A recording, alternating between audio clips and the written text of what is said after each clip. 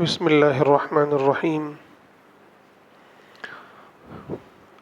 الحمد للہ رب العالمین والصلاة والسلام علی سید المرسلین وعلی آلہ واصحابہ اجمعین اعوذ باللہ من الشیطان الرجیم بسم اللہ الرحمن الرحیم واضرب لهم مثلا أصحاب القرية إذ جاءها المرسلون إذ أرسلنا إليهم اثنين فكذبوهما فعززنا بثالث فقالوا إنا إليكم مرسلون۔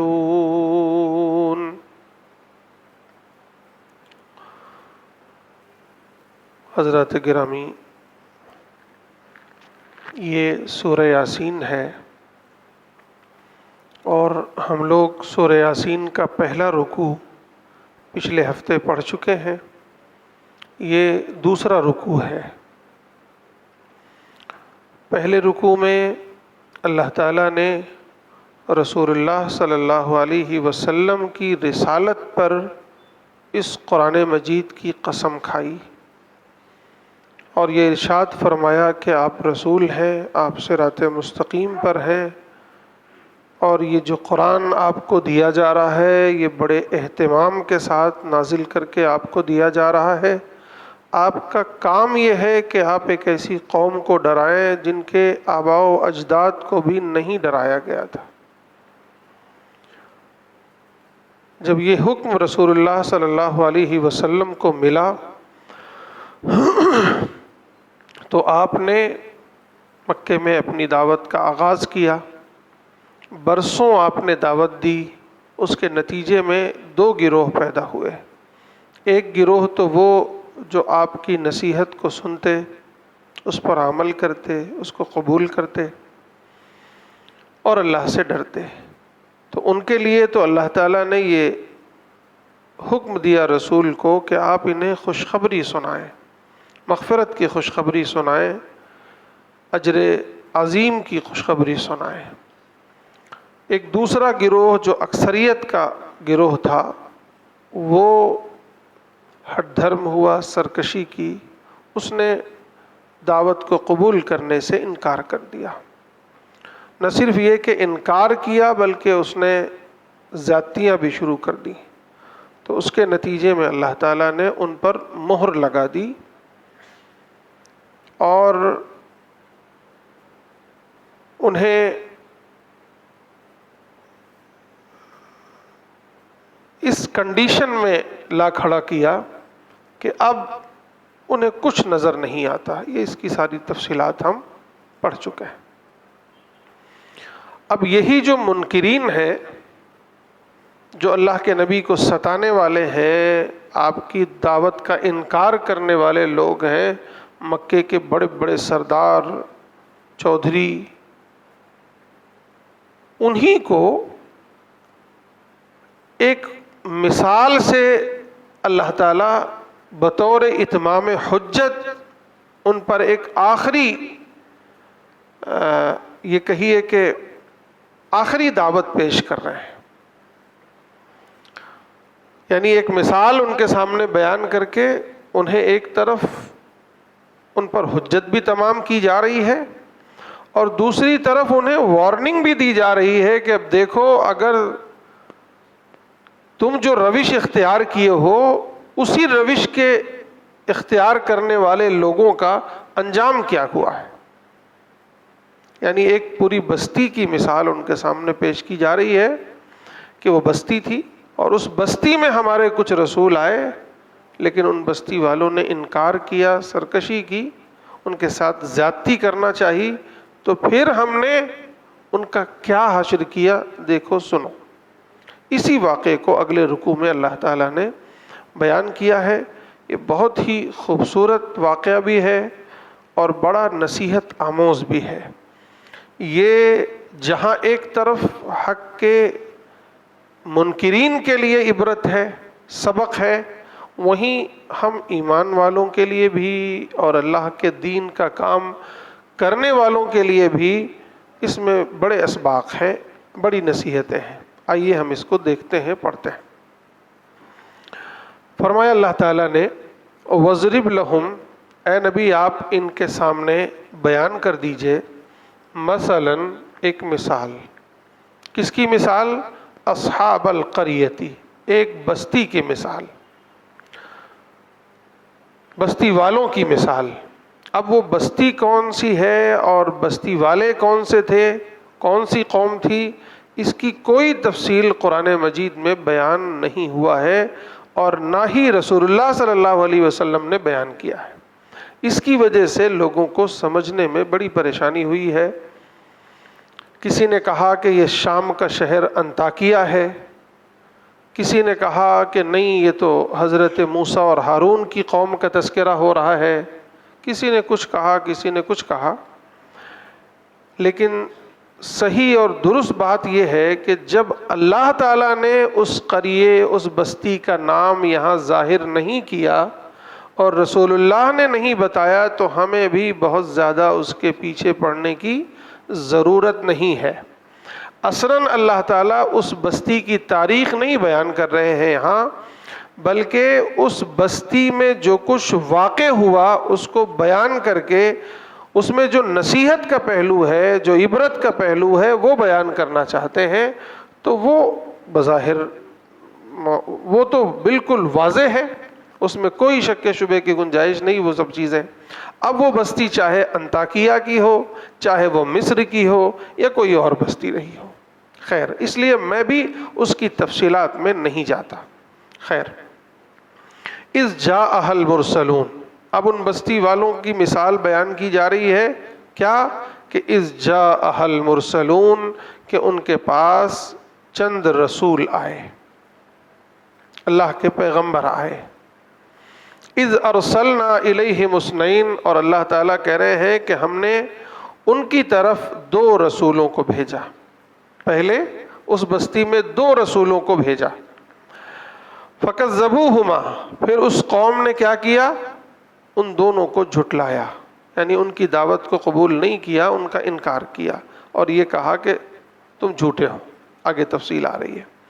فَعَزَّزْنَا بِثَالِثٍ، پھر ہم نے کیا کیا؟ اللہ تعالیٰ کہہ رہے ہیں کہ ہم نے پھر تیسرے رسول کو بھی مبعوث کیا، اور ان کی تائید کروائی تیسرے رسول سے۔ تیسرے رسول آئے اور ان کے ساتھ کھڑے ہوئے اور یہ کہا کہ دیکھو یہ جو کچھ کہہ رہے ہیں یہ سچ کہہ رہے ہیں، یہ سچے ہیں، ان کی بات مانو۔ فقالوا، پھر ان لوگوں نے کہا، انا الیکم مرسلون، ان تمام پیغمبروں نے مل کر یہ بات کہی کہ اے قوم کے لوگوں، ہم تمہاری طرف مبعوث کیے گئے ہیں، بھیجے گئے ہیں، ہم رسول ہیں، بن کر آئے ہیں۔ قالوا، اب قوم نے کیا جواب دیا؟ قوم نے کہا، ما انتم الا بشر مثلنا، تم نہیں ہو مگر ہماری ہی طرح بشر، ہماری ہی طرح انسان۔ یعنی انہیں یہ بات سمجھنے میں دقت ہو رہی تھی کہ کوئی انسان بھی رسول ہو سکتا ہے، ہماری ہی طرح انسان ہو، ہماری ہی طرح بشر ہو، تم اللہ کے پیغمبر اور رسول کیسے ہو سکتے ہو؟ تم تو ہماری ہی طرح بشر ہو۔ وما انزل الرحمن من شیء، اور رحمان نے یعنی اللہ تعالیٰ نے کوئی چیز کسی پر نازل نہیں کی ہے، یعنی کوئی پیغام، کوئی کتاب، کوئی میسج نہیں آیا ہے۔ ان انتم الا تکذبون، تم تو بس جھوٹ بول رہے ہو۔ اب آپ غور کریں کہ وقت کے پیغمبر ہے، قوم کے سامنے قوم کی خیر خواہی میں گئے ہیں اور یہ کہہ رہے ہیں کہ ہم اللہ کے رسول ہیں اور ہمارے پاس اللہ کا پیغام آیا ہے، ہم وہ پیغام آپ کو سناتے ہیں۔ اس محبت بھری دعوت کے جواب میں، اس خیر خواہانہ انداز کے جواب میں قوم کا رویہ دیکھیے، قوم کا جواب سنیے۔ نمبر 1 تو وہ یہ کہہ رہے ہیں کہ تم رسول ہی نہیں ہو، تم تو ہماری طرح انسان ہو، تم رسول کیسے ہو سکتے ہو؟ پھر نمبر 2، اللہ نے کوئی چیز نازل ہی نہیں کی ہے، تم جھوٹ بول رہے ہو، تم جھوٹے ہو، اتنا بڑا الزام۔ اب اس کے جواب میں ظاہر ہے کہ غصہ ہونا تھا، بد دعائیں دیتے یا کچھ کہتے، لیکن آپ دیکھیں کہ انبیاء کا مزاج کیا ہوتا ہے، انبیاء کا وہ جو خیر خواہانہ انداز ہوتا ہے وہ کیسا ہوتا ہے۔ انہوں نے کہا قالو، انہوں نے کہا ربنا یعلم، اے لوگو ہمارا رب اچھی طرح جانتا ہے، انا الیکم مرسلون، کہ بے شک ہم تمہاری طرف رسول بن کر ہی آئے ہیں، یعنی تمہارے انکار کرنے سے، نہ ماننے سے ہماری رسالت پر کوئی اثر نہیں پڑ رہا ہے۔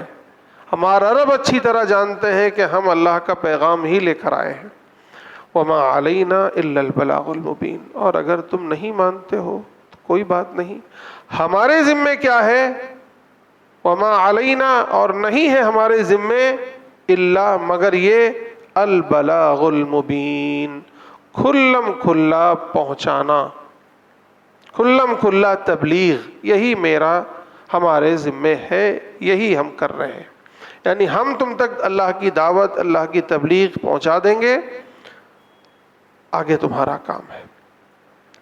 اب یہ خیر قرآن نے یہاں لفظوں میں نقل کیا ہے، ایسا لگتا ہے کہ بس ایک وقت کی بات ہے، بلکہ یہ برسوں کی بات ہے کہ اس بستی میں رسول آئے، وہ رہے، انہوں نے لوگوں کو دعوت دی، بار بار انہیں ڈرایا، بار بار انہیں آگاہ کیا، اب وہ سرکش ہوتے رہے، وہ انکار کرتے رہے، نبیوں کو ستانا شروع کیا انہوں نے۔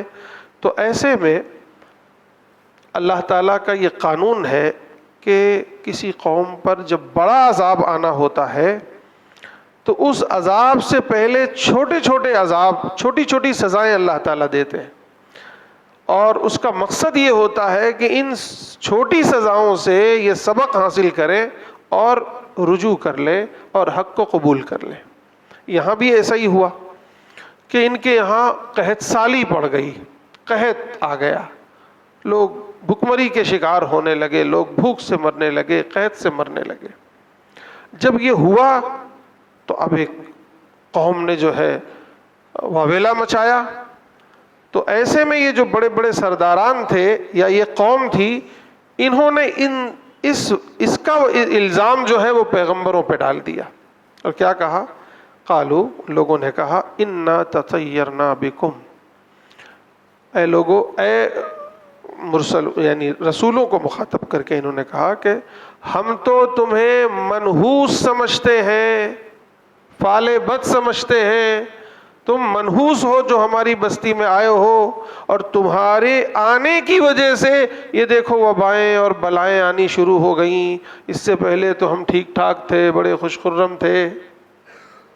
اور انہیں یہ نہیں معلوم تھا کہ اللہ تعالیٰ کی یہ سنت ہے کہ جب تک انسان حالت غفلت میں ہوتا ہے، جب تک کوئی نبی وہاں نہیں پہنچتا، کوئی ڈرانے والا نہیں پہنچتا، اللہ تعالیٰ ڈھیل دیے رہتے ہیں، انہیں کسی عذاب میں مبتلا نہیں کرتے۔ لیکن جب اللہ کے پیغمبر وہاں آ جائیں اور وہ ڈرا دیں، آگاہ کر دیں، حق واضح کر دیں، تو پھر کیا ہوتا ہے؟ پھر اللہ کا عذاب آنا شروع ہوتا ہے۔ یہ بھول گئے، یہ نہیں جانتے تھے۔ انہوں نے کہا، رسولوں کو کہا، آپ غور کریے کہ ہم تو تمہیں منحوس سمجھتے ہیں، یعنی تمہاری نحوست کی وجہ سے نعوذ باللہ یہ ساری وبائیں آ رہی ہیں۔ لَإِن لَّمْ تَنْتَهُوا، اگر تم لوگ باز نہیں آئے، نبیوں کو کہہ رہے ہیں وہ لوگ، اگر تم لوگ باز نہیں آئے، یعنی یہ حق کی دعوت، یہ اللہ اللہ کرنا اور یہ دعوت، یہ توحید کی دعوت سے باز نہیں آئے، اس کو نہیں چھوڑا، تو لَنَرْجُمَنَّكُمْ، ہم تمہیں سنسار کریں گے، یعنی پتھروں سے مار مار کے تمہیں ہلاک کر دیں گے۔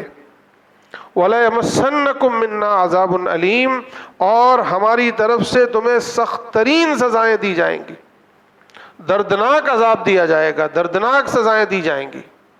یہ قوم کہہ رہی ہے وقت کے پیغمبروں سے۔ اب سوچئے، ابھی تک تو بات صرف لفظوں کی تھی، بات نبی نہ ماننے کی تھی، اب بات یہاں تک آ گئی کہ اگر تم باز نہیں آئے تو ہم تمہیں ہلاک کر دیں گے، تمہیں سخت ترین سزائیں دیں گے۔ ایسے میں نبیوں کا جواب کیا ہوتا ہے؟ دیکھیے، انہوں نے کچھ نہیں کہا، انہوں نے یہ نہیں کہا کہ الٹا جواب میں کہ تم ہی منحوس ہو، نہیں، فرمایا طائرکم معکم، جس منحوسیت کی تم بات کر رہے ہو یہ تمہارے ساتھ لگی ہوئی ہے۔ کیا مطلب؟ یعنی اللہ کے پیغمبر آئے، اللہ کی طرف سے ڈراوا آیا، اللہ کی طرف سے وارننگ آئی، اس کی ہدایت آئی، تم نے اس کا انکار کیا، تم نے سرکشی کی، تم نے ہٹ دھرمی کی، تو یہ تمہارا انکار کرنا، یہ تمہاری سرکشی کرنا، یہی تمہاری منحوسیت ہے جو تمہارے ساتھ لگی ہوئی ہے، اور اسی کی پاداش میں یہ وبائیں، یہ بلائیں آ رہی ہیں، یہ گویا اللہ کا عذاب آ رہا ہے، لیکن تمہیں اس کا احساس نہیں ہے۔ آگے کہا ان ذکرتم، کیا تم یہ باتیں ہمیں مارنے کی، ہمیں ستانے کی، ہمیں سزائیں دینے کی صرف اس لیے کر رہے ہو کہ ہم نے تمہیں نصیحت کی ہے؟ یعنی تمہیں نصیحت کی جا رہی ہے یا کی گئی، صرف اس پاداش میں اتنا غصہ ہو، اتنی بڑی حرکتیں کرنے پر آمادہ ہو، وقت کے پیغمبروں کے ساتھ اتنی برائی کرنے پر آمادہ ہو، صرف اس لیے کہ تمہیں نصیحت کی جا رہی ہے، تمہاری خیرخواہی کی جا رہی ہے، تمہیں حق بات بتائی جا رہی ہے؟ بل انتم قوم مسرفون، بلکہ اے قوم کے لوگوں تم وہ قوم ہو جو اب حد سے آگے بڑھ رہے ہو، اب اپنی حدیں پار کر رہے ہو، تم حد سے تم ظلم کر رہے ہو۔ اب یہ ساری باتیں ہوتی رہیں، یہ گویا برسوں گزر گئے ہوں گے اور پوری بستی میں ہنگامہ مچا ہوا ہے۔ ایسے میں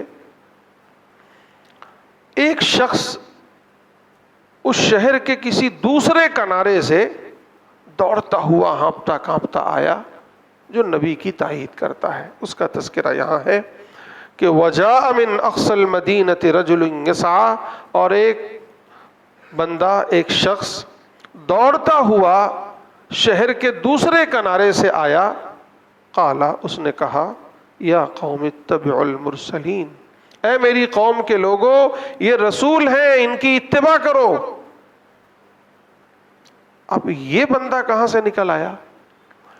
روایتوں میں آتا ہے کہ جب یہ پیغمبر اس بستی میں داخل ہوئے تھے، اس شہر میں داخل ہوئے تھے، تو داخل ہوتے ہی ایک بندہ ملا جس کا نام تھا حبیب نجار، بڑھئی تھا، بڑھئی کو نجار کہتے ہیں، وہ حبیب نجار، اسے کوڑھ کا مرض تھا،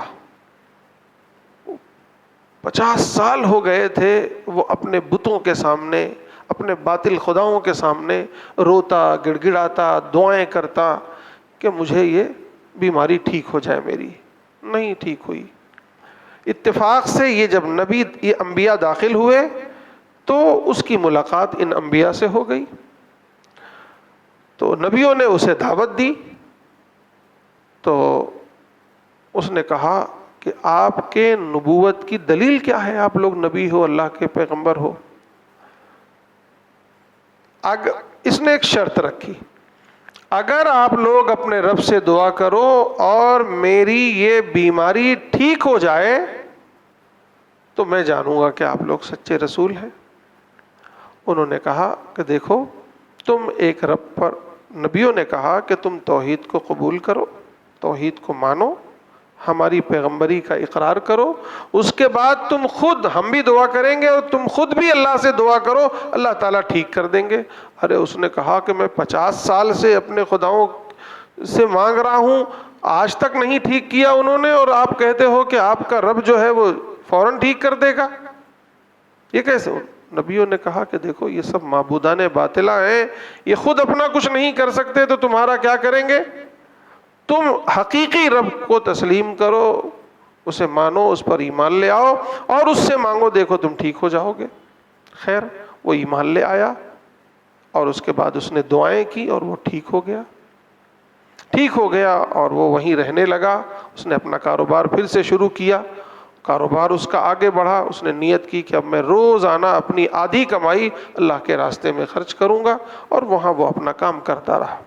اور یہ لوگ اسے چھوڑ کر شہر میں آ گئے اور شہر میں دعوت کا کام کرنے لگے۔ جب یہ دعوت آگے بڑھی اور پورے شہر میں شور مچا اور بات یہاں تک پہنچ گئی کہ لوگ جو ہے پیغمبروں کو مارنے جا رہے ہیں، انہیں ہلاک کر دیں گے، تب اسے خطرہ لاحق ہوا اور یہ بھاگتا ہوا وہاں سے آیا کہ میں دوڑوں بچا لوں، نہیں تو یہ لوگ نبی کو اگر مار ڈالیں گے، نبی کو قتل کر دیں گے تو یہ خود بھی ہلاک ہوں گے، پوری بستی پر بھی اللہ کا عذاب آئے گا اور نبیوں کے ساتھ بھی یہ زیادتی ہوگی، اس لیے میں پہنچ کر بچاؤں۔ تو اس واقعے کو یہاں اللہ تعالیٰ نے نقل کیا ہے، یعنی اللہ کو اس کی یہ ادا اتنی پسند آئی کہ نبیوں کے ساتھ اس کا تذکرہ یہاں کر دیا، اور اس کی جو باتیں اس نے کی اس کو بھی نقل کر دیا ہے۔ نبیوں کی بات جہاں نقل کی، وہیں اس کی گفتگو کو یہاں اللہ تعالیٰ نے نقل کیا ہے کہ اللہ کو کتنا اس پر پیار آیا ہوگا، کتنی محبت آئی ہوگی۔ تو وجاء من اقصى المدینۃ رجل یسعی، اور آیا شہر کے دوسرے کنارے سے ایک شخص یسعی دوڑتے ہوئے، قال اس نے کہا یا قوم اتبعوا المرسلین، اے میری قوم کے لوگو یہ رسول ہیں، ان کی اتباع کرو، اتبعوا من لا يسألكم اجرا، ارے ان کی بات مانو، ان کی اتباع کرو، یہ تو تم سے کسی اجر کا بھی سوال نہیں کرتے، یعنی یہ جو حق بتا رہے ہیں تمہیں، جس بات کی دعوت دے رہے ہیں، اس کی پاداش میں تم سے کچھ مانگ بھی تو نہیں رہے ہیں، بے لوث ہے۔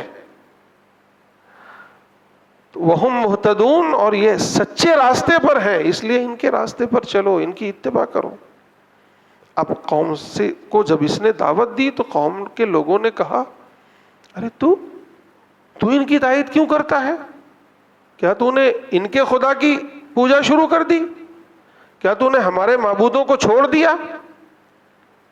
اب ظاہر ہے تو اس نے جو جواب دیا، اور پھر قوم کو اس اپنے جواب میں خود دعوت دی، لیکن اس دعوت کا اسلوب یہ تھا کہ اس نے اپنے اوپر ساری بات کر کے کی۔ کیا کہا وہ سنیے، وَمَا لِيَ لَا أَعْبُدُ الَّذِي فَطَرَنِي وَإِلَيْهِ تُرْجَعُونَ، ارے مجھے کیا ہو گیا ہے کہ میں اپنے اس رب کی عبادت کیوں نہ کروں جس نے مجھے پیدا کیا ہے، مجھے بنایا ہے، آخر کیوں نہ کروں؟ یہ ایک تو اپنے ایمان کا بھی اظہار کیا، دوسرے سامنے والوں کو بھی بتا رہا ہے کہ دیکھو جس نے پیدا کیا ہے میں اس کا انکار کروں، یعنی تم انکار کر رہے ہو، سوچو تو ذرا۔ وَإِلَيْهِ تُرْجَعُونَ، اور تم سب کو بھی اسی کی طرف لوٹ کر جانا ہے۔ أَأَتَّخِذُ مِن دُونِهِ آلِهَةً، یعنی پہلی آیت میں تو اس نے اللہ کی تعریف کی کہ اس نے مجھے پیدا کیا ہے اس لیے میں اس کی عبادت کرتا ہوں، اب دوسری آیت میں ان معبودان باطلہ کی حقیقت بیان کر رہا ہے۔ أَأَتَّخِذُ مِن دُونِهِ آلِهَةً، کیا میں اللہ کو چھوڑ کر کچھ ایسے معبود بنا لوں جن کی حیثیت یہ ہے کہ اگر اللہ تعالیٰ مجھے کوئی سزا دینا چاہے، مجھے کوئی نقصان پہنچانا چاہے تو یہ نہ مجھے اس سے بچا سکتے ہیں اور نہ ان کی سفارش ہی کوئی کام آئے گی۔ لا تغنی شفاعتہم، ان کی سفارش نہیں کام آئے گی میرے کچھ بھی۔ ولا ينقذون، اور یہ نہ مجھے بچا سکتے ہیں اللہ کے عذاب سے، تو میں آخر ان کو خدا کیوں بناؤں؟ اس نے قوم کے سامنے یہ بات کی اور کہا انی اذا لفی ضلال مبین، اگر میں نے ایسا کیا تو پھر میں تو کھلی ہوئی گمراہی میں ہوں۔ انی آمنت بربکم، اے لوگو میں ایمان لایا ہوں تمہارے رب پر۔ یہ انبیاء کو بھی مخاطب کر کے کہ انبیاء تو مانتے تھے اللہ کو رب، اور قوم کو بھی کہا کہ اے قوم کے لوگو جس رب پر میں ایمان لایا ہوں وہ تمہارا ہی رب ہے، میرا اپنا رب نہیں ہے، میرا بھی ہے تمہارا بھی ہے۔ فاسمعونی، پس تم بھی میری بات سن لو اور ایمان لے آؤ۔ اس نے دعوت دی۔ اب اس نے جب ابھی تک تو صرف نبیوں کی حمایت کر رہا تھا، اب تو ان کو بھی دعوت دی اور اپنے ایمان کا اظہار کیا، تو پوری قوم اس پر غصہ ہوئی اور روایتوں میں آتا ہے کہ چاروں طرف سے اس پر پتھروں کی بارش ہونا شروع ہوئی، اور بعض روایتوں میں ہے کہ اسے پکڑ کے آگ میں زندہ جلا دیا گیا، پتھروں کی بارش ہوئی اور اسے مار مار کے ہلاک کر دیا گیا، یعنی گویا وہیں اس کو شہید کر دیا گیا۔ پوری قوم اس پر ٹوٹ پڑی، اچھا میری قوم کا ہو کر ہم سے بغاوت کرتا ہے۔ لیکن اب اس وقت جب اس کی جان اس دنیا سے پرواز کر رہی تھی تو اللہ تعالیٰ کی طرف سے اسے خوشخبری سنائی جا رہی تھی. وہ سنیے, آواز آ رہی تھی, فرشتے آواز دے رہے تھے, ادھر لوگ مار رہے ہیں, اس کی روح پرواز کر رہی ہے, اور ادھر آواز آ رہی ہے قیل ادخل الجنہ, اس سے کہا جا رہا ہے ادخل الجنہ, جا جنت میں داخل ہو جا.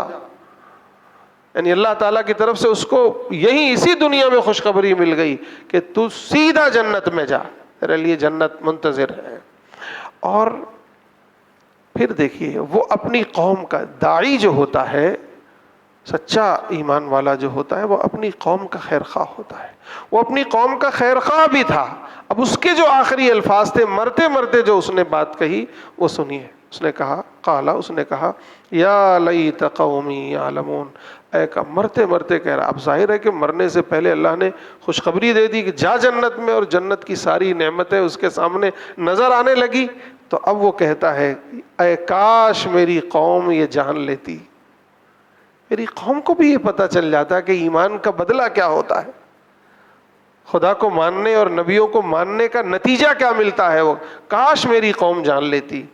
بما غفر لی ربی, جو کچھ میرے رب نے میرے ساتھ بخشش کا معاملہ کیا ہے, کاش میری قوم جان لیتی. وجعلنی من المکرمین, اور کاش میری قوم جان لیتی کہ میرے رب نے میرا کتنا اکرام کیا ہے, مجھے کتنے اعزاز سے نوازا ہے, کاش میری قوم جان جاتی. یہ کہتے ہوئے وہ اس دنیا سے چلا گیا. اب قوم نے گویا اپنی سرکشی کی حد پار کر دی, نبی کے تیسرے ساتھی کو انہوں نے مار دیا. اب وہ جو تیسرا کہیے یا چوتھا کہیے, چوتھے ساتھی کو, اب وہ جو 3 پیغمبر تھے وہ وہاں سے ہجرت کر گئے.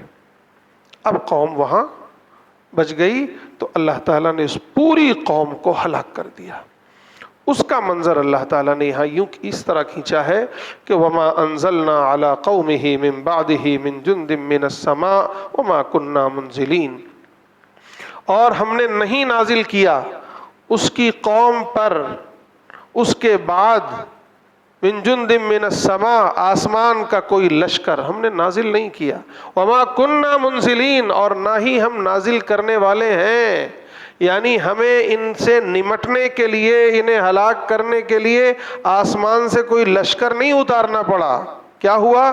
ان کانت الا صیحۃ واحدہ, بس ایک آواز تھی. اس کو یوں کہہ سکتے ہیں آپ کہ بس ایک ڈانٹ دے آدمی, نہ ہوتا ہے کہ کوئی باروب آدمی ڈانٹ دے تو کیا ہوتا ہے, بچے سہم جاتے ہیں نا. تو یہاں کہا جا رہا ہے ان کانت الا صیحۃ واحدہ, وہ تو بس ایک آواز تھی. فَإِذَا هُمْ خَامِدُونَ, وہ سب کے سب ٹھنڈے پڑ گئے. خامدون کا لفظ استعمال کیا ہے کہ جب آگ جل رہی ہو اور وہ یکبیک ٹھنڈی پڑ جائے, اس کو کہتے ہیں خامدون. یعنی جیتے جاگتے جوش ابلتی ہوئی قوم, اور وہ ایک دم سے ایک چیخ آئی, ایک آواز آئی, اور اس آواز میں وہ سب کے سب اوندھے منہ پڑ گئے, ٹھنڈے پڑ گئے, یعنی سب ہلاک ہو گئے. صرف ایک ڈانٹ کافی تھی. اللہ تعالیٰ کہہ رہے مجھے لشکر اتارنے کی ضرورت نہیں, ایک ڈانٹ ہی کافی تھی, ایک آواز ہی کافی تھی, اور وہ سب کے سب ہلاک ہو گئے.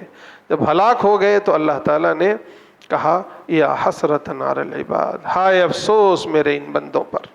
ما یأتیہم من رسول, جب بھی ان کے پاس کوئی رسول آتا ہے, ان کانوا بہ استہزئون, یہ تو صرف اس کا مذاق اڑاتے ہیں. اب اس کے بعد ہمیں اور آپ کو مخاطب کر کے, مکے والوں کو مخاطب کر کے اللہ تعالیٰ کہہ رہے ہیں الم یروا کم اہلکنا قبلہم من القرون انہم الیہم لا یرجعون, کیا ان لوگوں نے دیکھا نہیں ہے کہ ہم نے ایسی کتنی قومیں ان سے پہلے ہلاک کر دی ہیں, اور وہ آج تک لوٹ کر نہ آئے نہ آئیں گے, گئے.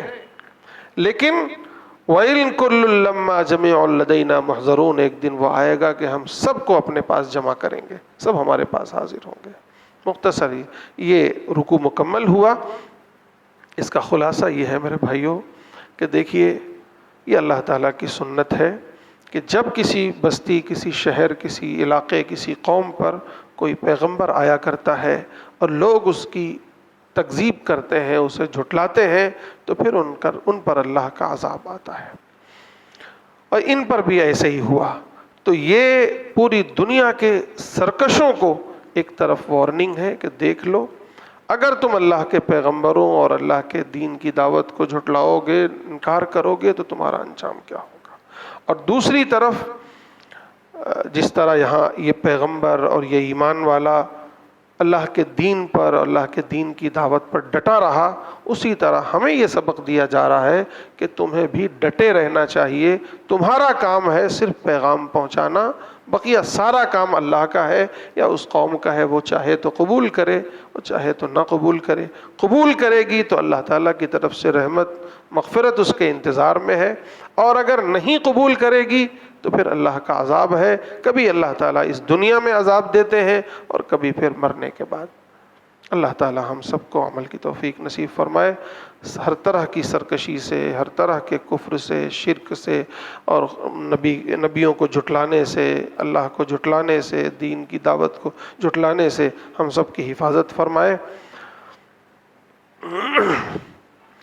اللهم لك الحمد حمدا كثيرا طيبا مباركا فيه، اللهم صل على سيدنا محمد وعلى آل سيدنا محمد وبارك وسلم۔ ربنا ظلمنا أنفسنا وإن لم تغفر لنا وترحمنا لنكونن من الخاسرين، ربنا آتنا في الدنيا حسنة وفي الآخرة حسنة وقنا عذاب النار، رب اجعلني مقيم الصلاة ومن ذريتي ربنا وتقبل دعاء، ربنا اغفر لي ولوالدي وللمؤمنين يوم يقوم الحساب۔ مولا کریم، ہم سب آپ کے سامنے ہاتھ پھیلائے ہیں، ہمارے ہاتھ پھیلانے کو قبول فرما لیجئے۔ مولا کریم، ہم گنہگار ہیں، خطا کار ہیں، ہمارے گناہوں کو معاف فرما دیجئے۔ مولا کریم، درگزر فرما دیجئے، ہمیں نیک عملوں کی توفیق عطا فرمائیے، ہر برائی سے، ہر گناہ سے، ہر شر سے ہماری حفاظت فرمائیے، ہر خیر سے ہمیں جوڑ دیجئے۔ مولا تیرا مقدس کلام پڑھا، سمجھا، سمجھنے کی کوشش کی، مولا اس پر عمل کرنے کی بھی توفیق عطا فرمائیے، اسے پوری دنیا انسانیت تک پہنچانے کی توفیق عطا فرمائیے۔ مولا پوری انسانیت کو ہدایت دے دیجئے اور ہمیں ان کی ہدایت کا ذریعہ بنا دیجئے۔ مولا پوری انسانیت پر رحم فرما دیجئے، ہمارے پورے دیش پر رحم فرما دیجئے، ہماری پوری قوم پر رحم فرما دیجئے، ہمارے پورے دیش واسیوں پر رحم فرما دیجئے۔ مولا پوری دنیا انسانیت پر رحم فرما دیجئے، سب کو ہدایت دے دیجئے، ہدایت کی ہوائیں چلا دیجئے۔ مولا ہمیں ان کی ہدایت کے لیے قبول فرما لیجئے، ہمیں ان کی ہدایت کا ذریعہ بنا دیجئے۔ مولا کریم، ہم سب کو اپنے دین کے لیے، دین کی خدمت کے لیے قبول فرما لیجئے۔ مولا اپنا بنا لیجئے، اپنے کام کا بنا لیجئے۔ مولا ہماری تمام جائز مرادوں کو پورا فرما دیجئے، جو بیمار ہیں انہیں شفا کلی عطا فرمائیے، جو اس دنیا سے جا چکے ہیں ان سب کی مغفرت فرما دیجئے، خصوصاً ہمارے والدین، ہمارے آباء و اجداد، سب کی مغفرت فرما دیجئے، ہمارے اساتذہ کی مغفرت فرما دیجئے، ہمارے تمام بزرگوں کی مغفرت فرما دیجئے۔ مولا ان کے درجات کو بلند فرما دیجئے، جنت الفردوس میں اعلیٰ سے اعلیٰ مقام عطا فرما دیجئے۔ مولا ہم میں سے جو بے روزگار ہوں ان کے روزگار کا انتظام فرما دیجئے، ہمارے گھروں میں برکتوں کا نزول فرما دیجئے، ہماری زندگیوں میں برکتوں کا نزول فرما دیجئے، ہمارے اوقات، ہماری روزی، ہماری ہر چیز میں برکت نازل فرما دیجئے۔ مولا بے برکتی سے ہم آپ کی پناہ چاہتے ہیں۔ مولا کریم، جو لوگ بے گھر ہیں مولا ان سب کے گھروں کا انتظام فرما دیجئے۔ مولا جتنے لوگوں کے پاس اپنے ذاتی گھر نہیں ہیں، مولا یہ زمین آپ کی ہے، آپ جسے چاہتے ہیں وارث بناتے ہیں، مولا سب کے گھروں کا انتظام فرما دیجئے، مولا سب کے گھروں کا انتظام فرما دیجئے۔ خصوصاً حاضرین مجلس میں جتنے لوگ بھی مولا بے گھر ہوں، جن کے اپنے ذاتی گھر نہ ہوں، مولا ان سب کو اپنے ذاتی گھر عطا فرما دیجئے، اپنی رحمت سے عطا فرما دیجئے، ان کو ذاتی گھر عطا فرما دیجئے، ان کو ذاتی گھر عطا فرما دیجئے۔ مولا ہماری یہ دعائیں محض اپنے فضل و کرم سے قبول فرما لیجئے۔ ربنا تقبل منا انك انت السميع العليم وتب علينا انك انت التواب الرحيم، وصلى الله على النبي الكريم وعلى آله واصحابه اجمعين برحمتك يا ارحم الراحمين۔